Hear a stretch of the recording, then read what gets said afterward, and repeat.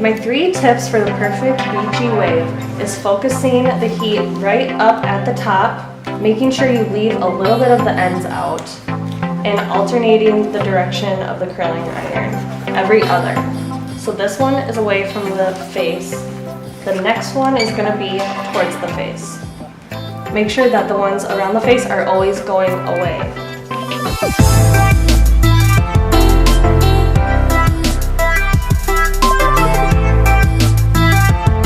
Now through the back, I like to throw in some waves just to create a little bit of movement through the back.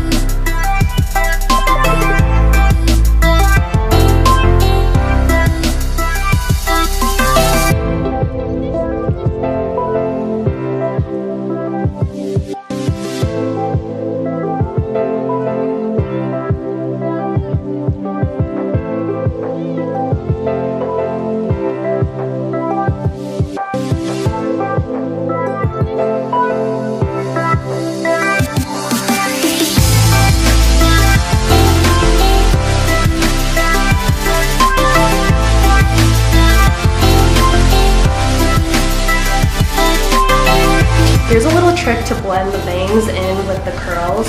You have to take the piece and just kind of visually see where you want the piece to blend in with the curl. And you just want to barely hit it right here and kind of bend it over and almost mimic the curl that you want it to blend into.